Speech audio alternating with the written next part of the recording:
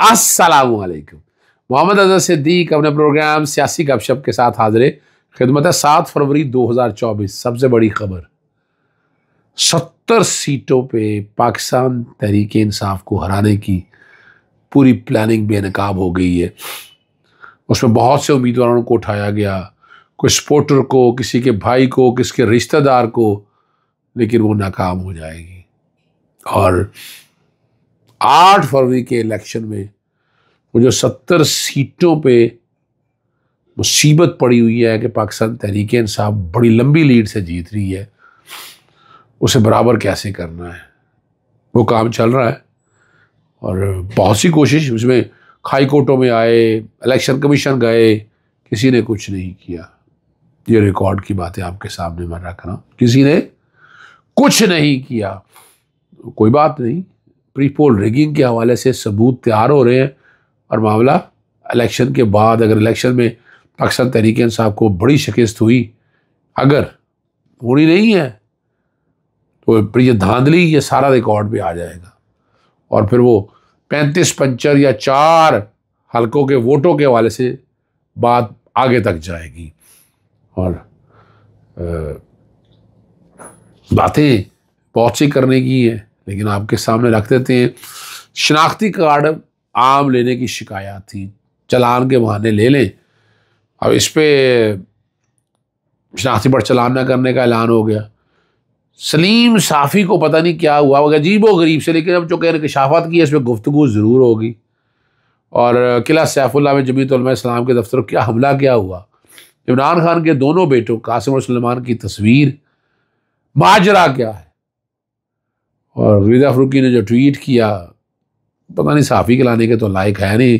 कई लोग, जज बशीर के छुट्टी का क्या मसला है, और इंतखाब में कोटा पे अमल दरामद नहीं हो सका तो क्या हुआ क्या है, और सलवार करम की राजा की दरख्वास्त पर क्या फैसला हुआ है। चलते हैं अब आगे। सबसे पहली बात है, सलीम साफ़ी ने एक बड़ा अजीबो गरीब सा इंकशाफ किया है कि पख्तून और महाजर को लड़ने दो, अच्छा है, इसमें हमारा काम चलता रहेगा। अब अजीब सी ये बात है, इस वक्त हम मुल्क को इकट्ठा कर रहे हैं, तो सलीम साफ़ी ने इस स्टेज पे ये स्टेटमेंट क्यों दिया? इसका मतलब है वोट को तकसीम करने के हवाले से। सलीम साफ़ी भी जिनके इशारों पे चल रहा है कि किसी तरह से पाकिस्तान तहरीक मुस्लिम लीग नून कामयाब हो जाए, तो एजेंडा बड़ा वाज़ेह आ गया।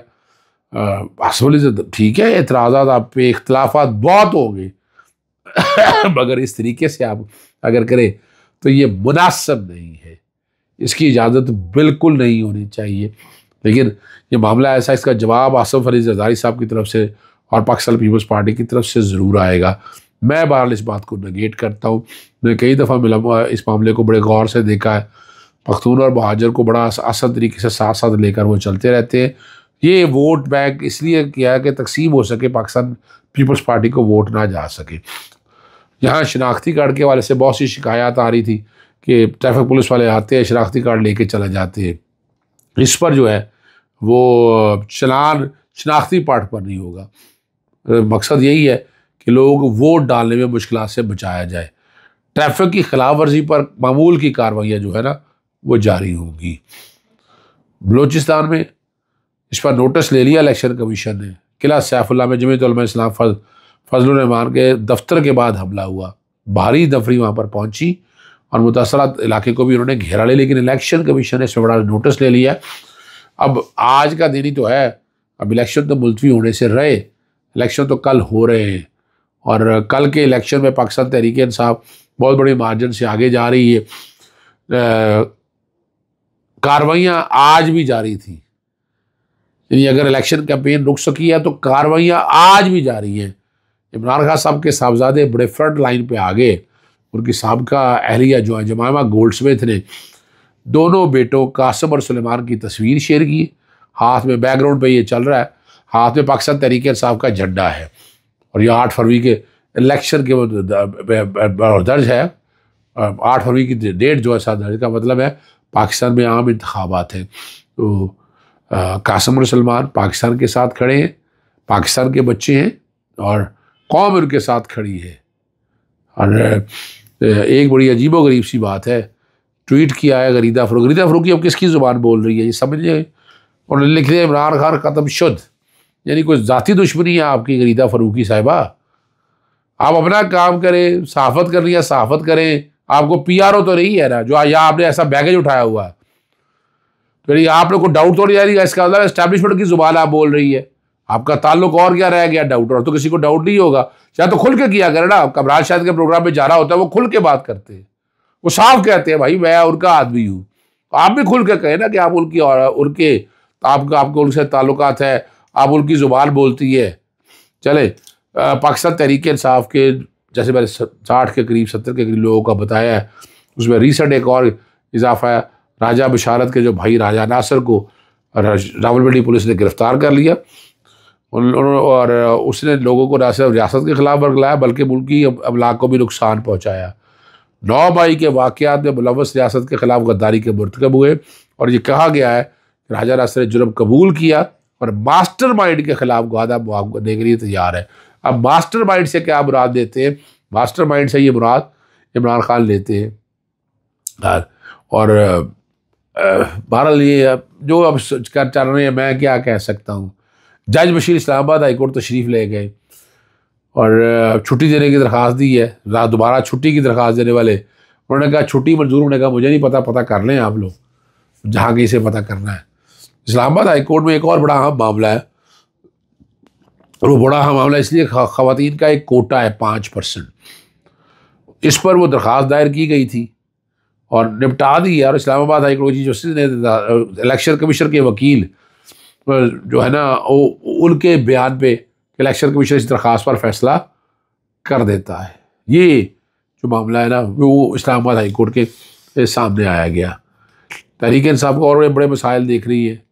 दहशतगर्दी के एक और केस में नामजद उम्मीदवार आमिर मुगल, और दहशतगर्दी के केस में उनकी अबूरी ज़मानत मंजूर हो गई है।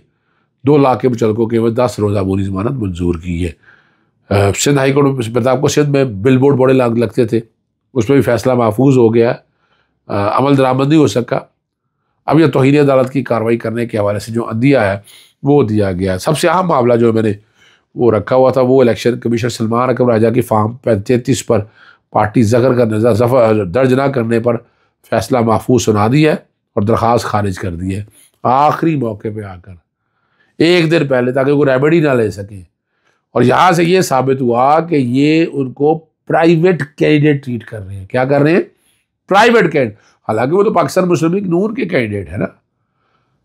कागजात नामजदगी दाखिल कराए, उनके साथ नॉमिनेशन फॉर्म आए, उसमें डेक्लेरेशन दी जिसमें पाकिस्तान तहरीक इंसाफ से ताल्लुक़ था उनका, बड़ी वजाहत के साथ, ताकि चीज़ सामने आ सके ना कि क्या हालात है। और उसमें फॉर्म 31 की बात हो रही है, और फॉर्म जब नॉमिनेशन पेपर मंजूर हुए और फॉर्म 33 में आपका पार्टी से ताल्लुक़ क्या है, तो आप इलेक्शन सिंबल मत दें। आप कौन कह रहे हैं आपसे इलेक्शन सिंबल के हवाले से बात हो रही है, पाकिस्तान बल्ले के हवाले से, वो तो आपने ले लिया और उसको चैलेंज किया हुआ है। हाँ वो बताता चलो लाहौर हाईकोर्ट के साथ ही गुफ्तगू कर देता जस्टिस अली बाकर नजफी और जस्टिस सुल्तान तनवीर ने केस की समाअत 15 फरवरी तक मुलतवी कर दी है। मैंने अदालत की मुकम्मल मुआवरत की थी। अदालत ने वो मामला जो है ये सारा ये बताया और यही बताया कि जो इलेक्शन कमीशन का रुख था, इलेक्शन कमीशन ने अब फैसला सुनाकर बात तो बड़ी वजाहत के साथ क्लियर कर दी है। अब तो कोई डाउट नहीं रहना चाहिए। अब जो मैं बात कह रहा था कि बल्ले का सिंबल लेना जो है वो पार्टी को बैन करने से मुतरादिफ है, यानी आपने पाकिस्तान तहरीक इंसाफ को बैन कर दिया है। और अब आकर अब इसकी अगली रेमेडी सुप्रीम कोर्ट तो है कि सुप्रीम कोर्ट में जाकर अब, लेकिन टाइम इतना हो गया तो वो दरख्वास्त के दरख्वास्त आपकी जो है इनफ्रक्चस हो गई है, जनाब इलेक्शन हो गए हैं। लेकिन मैंने उस मामले को ज़िंदा रखने के लिए ये है कि ये पार्टी का जो इंतखाबी निशान लेना ये है, ये बहुत सख्त और हार्श है, समरी प्रोसीडिंग में लिया नहीं जा सकता। इसलिए आइन के आर्टिकल 17 से, यानी वहाँ तो सिर्फ 2 बातें हैं, security and integrity of Pakistan, उसके अलावा अब पार्टी को बैन नहीं कर, और बड़ी सख्त स्ट्रिंजेंट कंडीशन है कि पहले वाकई को हुकूमत करना है, फिर सुप्रीम कोर्ट ने देखना है। ऐसे ही सियासी जमात पर पाबंदी नहीं लगा दे रही है। ये बड़ा कैटेगोरिकल, बड़ा क्लियर है ये सारा मामला। तो इन हालात में अगर देखा जाए तो जो सेक्शन 215 है जो इलेक्शन सिंबल लेने का इख्तियार देता है इलेक्शन कमीशन को, वो आइन से मुतसादिम है, आर्टिकल 17 से। यही वो पॉइंट है जो मैंने वहाँ उठाया हुआ है। और इजाज़त चाहता हूँ। अस्सलाम वालेकुम, अल्लाह हाफ़िज़, पाकिस्तान जिंदाबाद।